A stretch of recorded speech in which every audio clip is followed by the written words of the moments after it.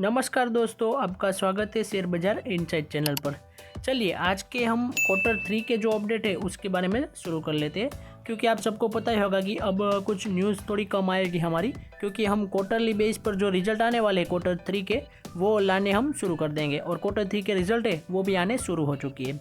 आप सबको पता ही होगा कि अक्टूबर का महीना, नवंबर का महीना और दिसंबर का जो महीना होता है उसको Q3 बोलते हैं, यानी कि यह तीनों मंथ कंप्लीट होकर Q3 बनता है। इसलिए अब Q3 कंप्लीट हो चुका है, दिसंबर चला जा चुका है, इसलिए अब इनके रिजल्ट भी आने शुरू हो जाएंगे। जो इस साल का तीसरा क्वार्टर है उसके रिजल्ट भी आप देख सकते हैं कि शुरू हो चुके हैं आने के लिए, जिसमें सबसे पहली कंपनी है IREDA। हम यहाँ पर क्वार्टर ऑन क्वार्टर बेस पर और ईयर ऑन ईयर बेस पर दोनों ही कंपैरिजन करने वाले। क्वार्टर ऑन क्वार्टर बेस पे यहाँ पर आप परसेंटेज यहाँ पर देख सकेंगे, यानी कि क्वार्टर ये पिछले क्वार्टर और इस साल के क्वार्टर की कंपैरिजन होगी। और जो ईयर ऑन ईयर बेस पर है, यानी कि पिछले साल का Q3 और इस साल का Q3, तो उनकी कंपैरिजन यहाँ पर होगी। चलिए हम आज के दिन हमारे जो भी क्वार्टरली रिजल्ट आए उन दोनों की बात कर लेते हैं। सबसे पहले बात करें IREDA, यानी कि Indian renewable energy development agency, इनका Q3 का रिजल्ट आ चुका है। कंपनी का ईयर ऑन ईयर बेस पर सेल्स की बात करूँ यहाँ पर तो 1698 करोड़ रुपीज़ रहा था, और इस साल Q3 में उनकी सेल्स रही है 2130 करोड़ रुपीज़।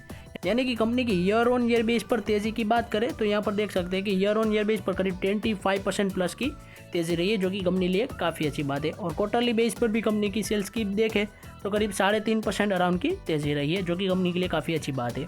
कंपनी का नेट प्रॉफिट देखें तो ईयर ऑन ईयर बेस पर कंपनी के नेट प्रॉफिट में 425 करोड़ था पिछले साल Q3 में, तो इस साल Q3 में हो चुका है 585 करोड़ रुपीज़। यानी कि ईयर ऑन ईयर बेस पर कंपनी के नेट प्रॉफिट में 37% प्लस की तेज़ी रही है। एंड क्वार्टरली बेस पर भी देखें तो 549 से 585 हुआ है, तो उसमें भी करीब देखा जाए तो आप देख सकते हैं 6.5% के अराउंड की तेज़ी रही है।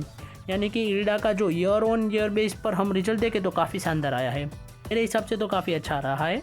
और हम इसकी एक एक्सेल शीट भी बनाएंगे और पूरा क्वार्टर ख़त्म होने के बाद आप सबको भी दिखाएंगे कि मेरे हिसाब से किन किन कंपनीज़ के रिजल्ट काफ़ी अच्छे आए हैं और किन किन कंपनीज़ के रिजल्ट खराब आए, और इसका हम ट्रैक रिकॉर्ड भी रखते जाएंगे हर साल और हर क्वार्टरली बेस पर, जो आपको मैं हर वीडियोज़ में दिखाता रहूँगा।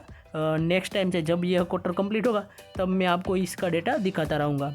नेक्स्ट बात करें हम इंडियन रिन्यूएबल एनर्जी के स्टॉक प्राइस की, तो इसकी इम्पैक्ट देखें तो कल के दिन तो इसके स्टॉक प्राइस में देखें तो नेगेटिवली इम्पैक्ट हुई है, क्योंकि इन्वेस्टर को काफ़ी ज़्यादा रिजल्ट आने की एक्सपेक्टेशन होगी, और यानी कि IREDA का रिजल्ट इतना अच्छा इन्वेस्टर को नहीं लगा होगा। इस वजह से आप देख सकते हैं कि 3% के अराउंड की गिरावट भी रही थी इनके स्टॉक प्राइस में। अब देखते हैं मंडे के दिन कंपनी के स्टॉक प्राइस में क्या इसकी इम्पैक्ट होती है।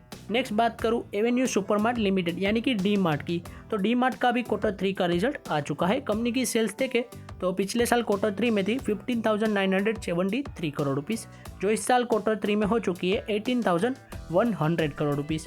यानी कि कंपनी की सेल्स में देखें तो ईयर ऑन ईयर बेस पर 13% की तेज़ी रही है, एंड क्वार्टरली बेस पर कंपनी की सेल्स में देखें तो 8.54% के अराउंड की तेज़ी रही है। कंपनी का नेट प्रॉफिट देखें तो यहाँ पर आप देख सकते हैं 724 करोड़ था पिछले साल Q3 में, जो इस साल Q3 में हो चुका है 856 करोड़ रुपीज़। यानी कि ईयर ऑन ईयर बेस पर कंपनी की से नेट प्रॉफिट की बात करें तो 18% की तेज़ी रही है, एंड क्वार्टरली बेस पर बात करें तो कंपनी के नेट प्रॉफिट में 24% की अच्छी तेज़ी रही है।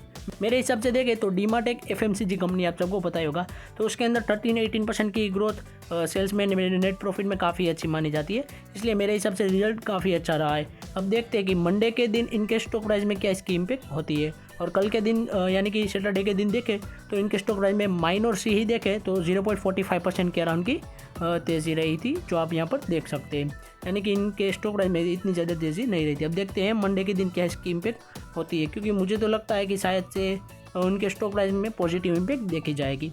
तो आज के अपडेट की बात करूँ तो हमारे पास सिर्फ इस Q3 में आज के दिन 2 ही कंपनीज थी। अब आने वाले समय में देखते हैं जिन कंपनी का क्वार्टरली रिजल्ट आता जाएगा उनके लीड वीडियोस मैं आपके लिए ज़रूर लाता रहूँगा, और जो न्यूज़ बेस हमारी हर रोज़ की न्यूज़ वाली अपडेट्स भी आती है वो भी उसकी भी वीडियो में लाने की ज़रूर कोशिश करूँगा।